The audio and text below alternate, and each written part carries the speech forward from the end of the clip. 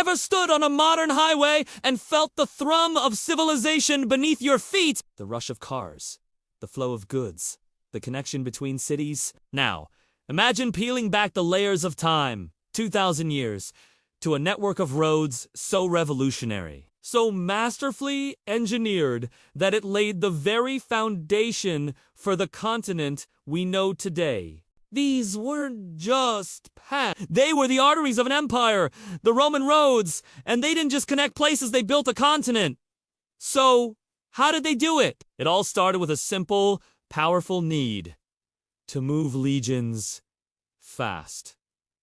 The Roman Republic, and later the Empire, was constantly expanding, and controlling that vast territory required an army that could march quickly and decisively. Before these roads, travel was a nightmare. Muddy tracks in winter, dusty trails in summer. A journey of a few dozen miles could take days. The Romans, masters of practical engineering, knew there had to be a better way. Their solution was nothing short of genius. Roman road construction was a masterclass in civil engineering. We're not talking about simple dirt paths.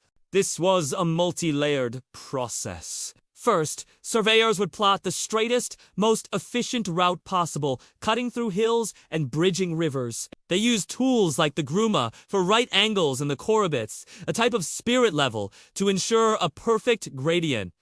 Straight as an arrow wasn't just a saying, it was a design principle. Then, the real work began. Soldiers and slaves would dig a trench, sometimes several feet deep. The first layer, the *statu men*, was a foundation of large, flat stones packed tightly with sand to ensure stability and drainage. Next came the *rudis*, a layer of smaller stones mixed with concrete. Yes, Roman concrete, which provided a solid, load-bearing core. On top of that was the *nucleus*, a layer of gravel and sand mixed with hot lime, creating a smooth, hard surface. Finally, the *sumhum dorsum*, the iconic paving stones, were laid on top. These were carefully shaped and fitted together like a jigsaw puzzle, and crowned in the middle so rainwater would run off into drainage ditches on either side.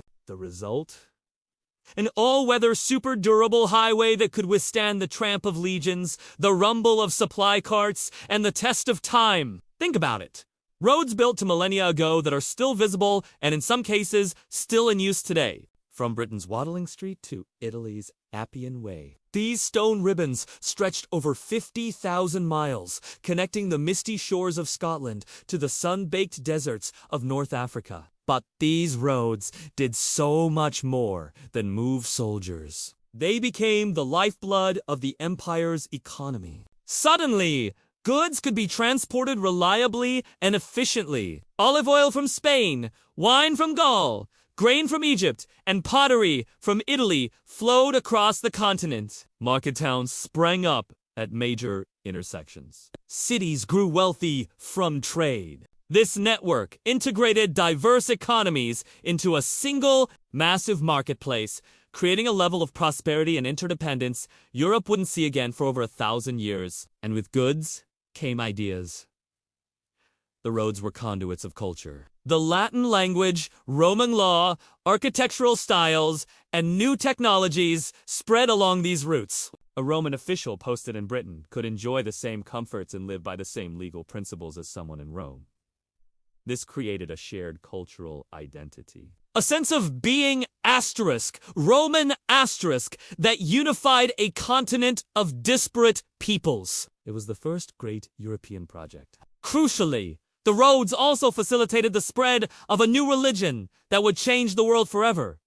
Christianity. Early missionaries, like the Apostle Paul, used the Roman road network to travel from city to city, spreading their message with unprecedented speed. The very infrastructure designed to control an empire became the tool for its spiritual transformation. So what happened when Rome fell? Did the roads just crumble into dust? Not at all. In fact, the legacy became even more profound.